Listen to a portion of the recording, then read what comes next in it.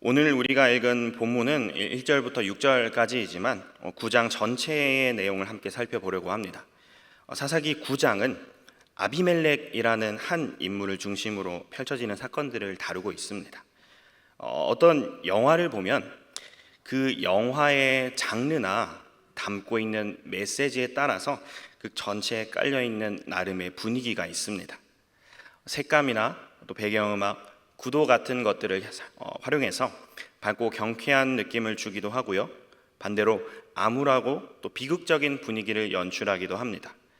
오늘 이 사사기 9장 전체에 깔려있는 분위기는 그리 썩 유쾌해 보이지는 않습니다. 비극적이고 오히려 답답한 느낌을 던져주죠. 적어도 속 시원하고 통쾌한 분위기는 아닙니다. 과연 이런 분위기 속에 등장하는 아비멜렉은 어떤 인물일지, 또 그가 벌인 일들을 통해서 우리는 어떤 메시지에 주목해야 하는지 이 시간 말씀을 통해 함께 살펴보겠습니다. 이 아비멜렉이 어떤 인물인지 알기 위해서는 앞선 내용을 먼저 살펴볼 필요가 있습니다. 바로 직전 6장부터 8장까지는 300용사로도 잘 알려져 있는 기드온이라는 사사가 등장합니다. 기드온은 어떤 인물이었죠? 하나님께서 기드온을 세우셔서 이스라엘을 괴롭히는 미디안을 무찌르셨습니다. 이때 이스라엘 군대를 단 300명만 남기셔서 그 군대로 10만 명도 훨씬 더 넘는 적군을 이기게 하셨죠. 이 전쟁에서 명확히 드러났던 것은 전적으로 하나님께서 이기게 하셨다라는 것이고, 친히 일하시는 분도 하나님이셨다라는 사실입니다. 기드온과 이스라엘 백성은 이것을 두 눈으로 직접 보았고 또 몸소 경험했습니다. 문제는 이 다음부터 벌어졌습니다. 기드온은 이 말로는, 자기 입술로는 하나님께서 이기게 하셨다라고 하면서도 점차 자기에게로 공을 돌리기 시작했습니다. 이 백성들이 기드온에게 찾아와서 우리의 왕이 되어달라 요청을 했을 때 기드온은 분명히 거절했습니다. 또 자신이 아니라 하나님께서 다스리실 것이라고 자기 입술로 분명히 고백했습니다. 하지만 그 고백 이후에 보였던 행보는 마치 이방 왕들처럼 어마어마한 양의 금을 백성들에게 거두어 드리고 또 각종 장신구와 옷, 값어치 있는 노획물들을 취하고 또 여느 이방 왕들처럼 수많은 아내들과 아들들까지 두었습니다. 입으로는 왕이 되지 않겠다고 했지만 그 누구보다 왕처럼 일종의 왕조를 형성해버렸던 기드온이었습니다. 결정적으로 기드온이 첩에게서 낳은 한 아들, 오늘 본문의 주요 인물이기도 한 이 아비멜렉, 그 이름의 뜻은 내 아버지는 왕이시다입니다. 그 말은 무슨 뜻이죠? 기드온이 곧 왕이라는 뜻입니다. 사실상 왕으로 군림한 기드온은 하나님이 다스리실 것이라 내뱉은 자신의 말이 무색하게 전혀 하나님을 높이지 않았습니다. 그 대신 하나님을 예배하는 도구를 만들어서 우상 숭배에 사용했습니다. 그리고 그로 인해서 온 이스라엘 백성이 우상 숭배에 동참하게 되었다고 성경 기자는 평가합니다. 이렇게 기드온의 말년은 스스로 왕이 된 자, 우상 숭배자라고 결론 지을 수 있습니다. 자, 이제 여기까지의 우리 배경 지식을 가지고 오늘의 이야기로 본격적으로 한번 들어가 보겠습니다. 기드온은 이방 왕들처럼 아내를 많이 두었다라고 말씀드렸는데 그렇게 낳은 아들만 70명이었다고 합니다. 자, 그런데 그중 한 아들에 대한 정보를 특별히 성경 기자가 밝히고 있는데요. 오늘 우리가 읽은 본문 앞서서 8장 31절 말씀을 한번 보겠습니다. 세겜에 있는 그의 첩도 아들을 낳았으므로 그 이름을 아비멜렉이라 하였더라. 많은 아내들을 두었다 했습니다. 본처 한 명 외에는 다 첩이라고 할 수 있겠죠. 그런데 이 수많은 첩들과 세겜에 있는 한 명의 첩을 굳이 구분합니다.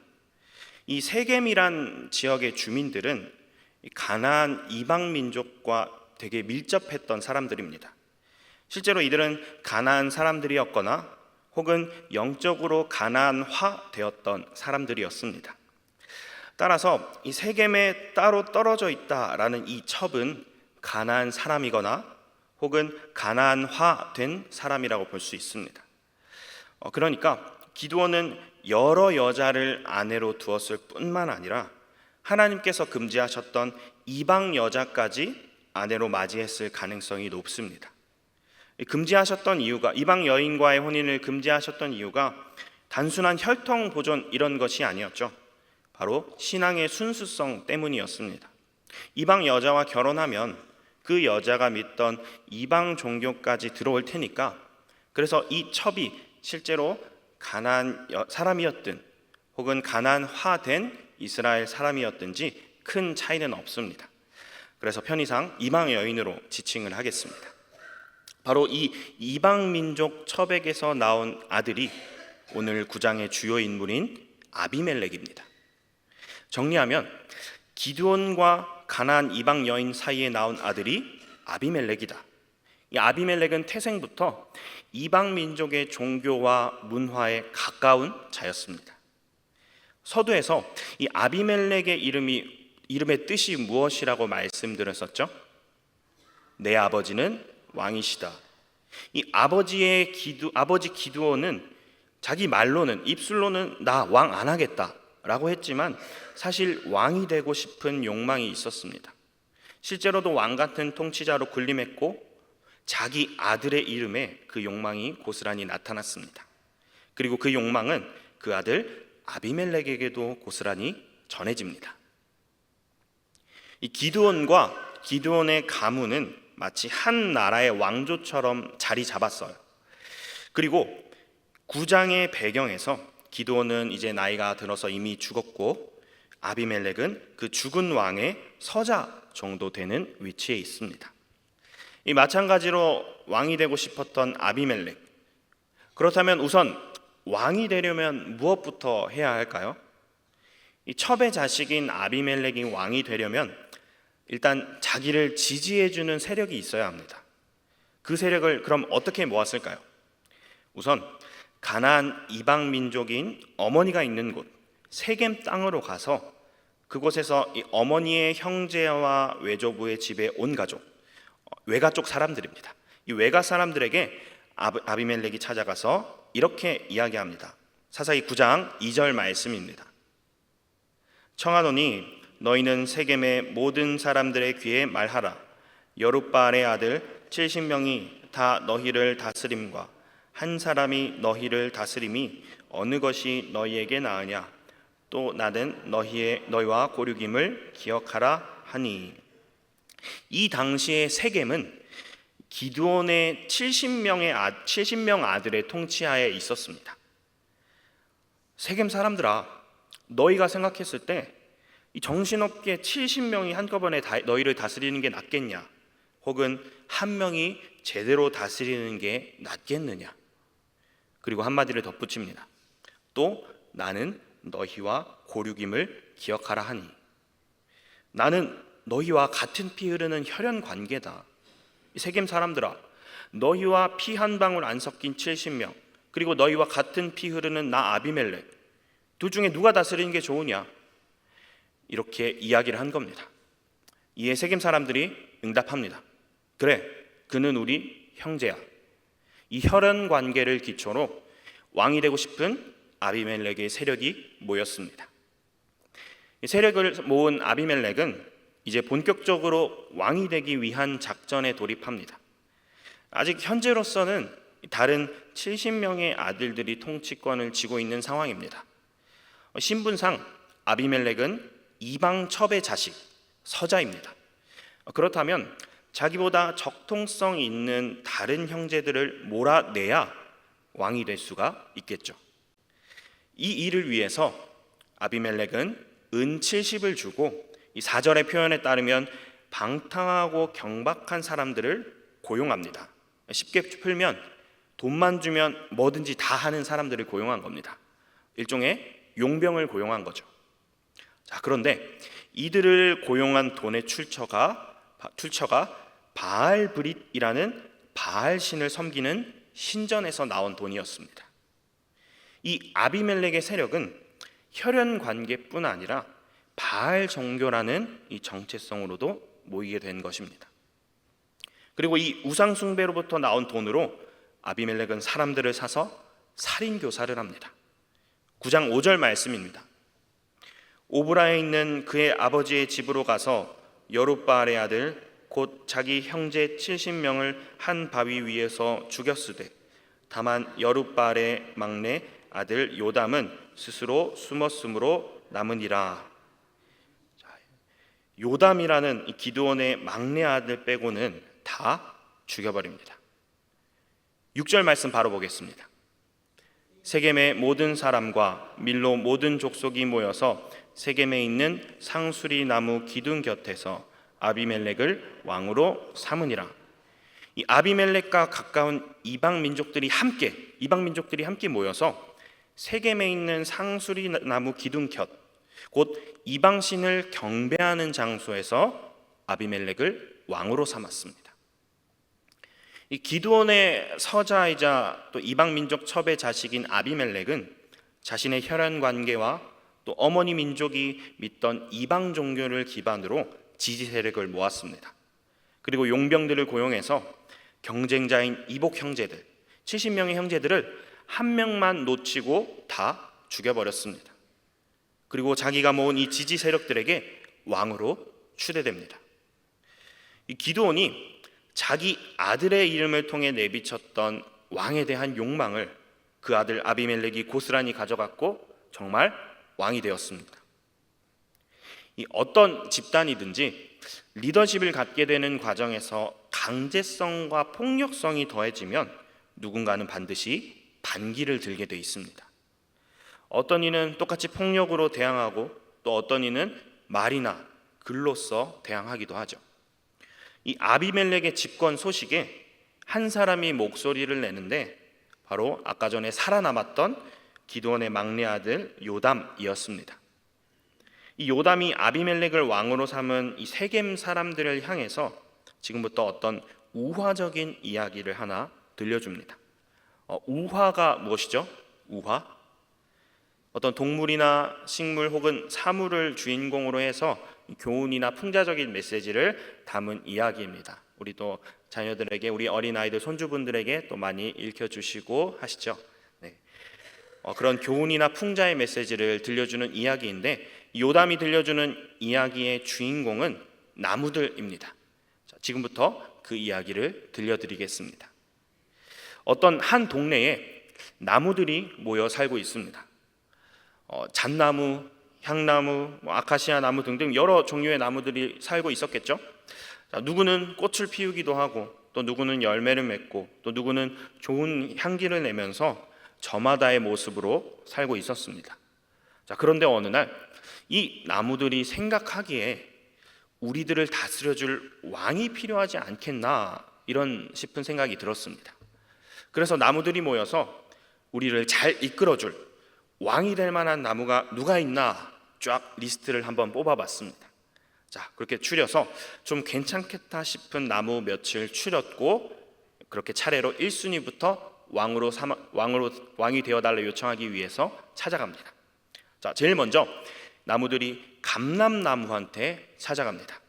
감람나무야, 너가 우리의 왕이 되지 않겠니? 이 감람나무로 번역된 이 나무는 잘 아시는 올리브 나무입니다. 올리브 나무는 이 근동 지역의 정체성이라고 할 수 있을 정도로 이 지역 사람들에게 너무 필수적인 그런 삶의 필수적인 요소였습니다. 아주 경제적으로 중요한 나무였죠. 여기서 나오는 기름은 음식이나 또 의약품, 등유, 미용 등 여러 가지로 쓰였기 때문에 일상생활에 없어서는 안 될 생필품이었어요. 뿐만 아니라 성경에서 올리브 나무는 하나님의 선물, 또 하나님께서 주시는 복과 평화를 상징하기도 합니다. 자, 여기까지 들어보니까 누가 봐도 딱 왕이 될 상이죠. 네, 이런 나무가 왕이 되면 참 좋을 것 같습니다. 자, 그런데 이 올리브 나무가 거절합니다. 9장 9절 말씀입니다. 감람나무가 그들에게 이르되 내게 있는 나의 기름은 하나님과 사람을 영화롭게 하나니 내가 어찌 그것을 버리고 가서 나무들 위에 우쭐대리요 한지라. 내 역할은 하나님과 사람에게 영광과 유익을 주는 것일 뿐이다. 내가 뭐라고 감히 나무들 위에 우쭐대겠냐? 어찌 폼을 잡겠냐? 라는 말이에요. 감람나무는 자기가 높이 올라서기보다 하나님과 사람을 섬기는 현재의 모습에 만족합니다. 자, 이제 할 수 없이 나무들은 2순위 후보 무화과 나무를 찾아갑니다. 혹시 무화과 드셔보셨나요? 네, 잘 익은 무화과는 정말 달고 맛있죠. 설탕이 없던 당시 고대 근동 사회에서 달콤한 무화과 열매는 아주 기특한 열매였다고 합니다. 그냥 먹어도 좋고 또 말려서 빵을 만들어도 좋고, 이 성경에서는 무화과 나무가 평화와 번영의 상징으로도 사용되는데 마찬가지로 사람들에게 아주 중요한 나무였습니다. 자, 그런데 이 이순이 무화과 나무마저도 왕위를 거절합니다. 9장 11절입니다. 무화과 나무가 그들에게 이르되 나의 단 것과 나의 아름다운 열매를 내가 어찌 버리고 가서 나무들 위에 우쭐대리요 한지라. 제가 뭐라고 우쭐대나요? 저는 그냥 제 달고 아름다운 열매를 사람들에게 주는 것으로 만족할게요. 자, 2순위도 되지 않았습니다. 이제 3순위까지 왔습니다. 이번엔 포도나무입니다. 네, 포도나무 다들 아시죠? 포도 열매 역시 사람들에게 매우 중요했습니다. 특히 포도로 만든 포도주는 지금처럼 마시고 취하자 그런 유흥사치 품목이 아니라 물이 부족했던 이 고대 근동 사회의 필수품이기도 했습니다. 그리고 포도 열매 자체는 그냥 먹든 말려 먹든 맛있고 몸에 아주 좋잖아요. 또 포도나무는 잎사귀도 식용이 가능하다고 합니다. 심지어 나무의 나머지 부분은 사료로도 쓰였습니다. 이러한 이유로 포도나무는 생명과 풍요 또 기쁨의 상징으로 여겨졌습니다. 자, 하지만 안타깝게도 이 포도나무 역시 왕위를 거절합니다. 13절 말씀입니다. 포도나무가 그들에게 이르되 하나님과 사람을 기쁘게 하는 내 포도주를 내가 어찌 버리고 가서 나무들 위에 우쭐대리요 한지라. 내가 뭐라고 우쭐대나요? 하나님과 사람을 기쁘게 하는 일에 만족할게요. 1, 2, 3순위까지 퇴짜를 맞고 이제 4순위까지 내려갔습니다. 그런데 이 4순위는 이전의 나무들과는 느낌이 좀 다릅니다. 바로 그 나무의 정체는 바로 가시나무입니다. 왕이 되어달라는 나무들의 요청에 가시나무가 대답합니다. 9장 15절 말씀을 제가 읽겠습니다. 가시나무가 나무들에게 이르되 만일 너희가 참으로 내게 기름을 부어 너희 위에 왕으로 삼겠거든. 자, 이제부터가 가시나무의 포부입니다. 와서 내 그늘에 피하라. 자기 그늘로 오면 지켜줄 건가 봅니다. 자, 계속 보겠습니다. 그늘에 피하라. 그리하지 아니하면 불이 가시나무에서 나와서 레바논의 백향목을 사를 것이니라 하였느니라. 자, 아예 협박까지 해버립니다. 자, 여기서 말하는 가시나무는 당시 이 지역에 자라면서 많은 가시와 작고 적은 잎사귀가 특징인 나무들을 총칭한다 볼 수 있습니다. 이 가시나무는 주변 땅을 황폐하게 만들고 또 열매가 자라더라도 식용으로는 좋지가 않습니다.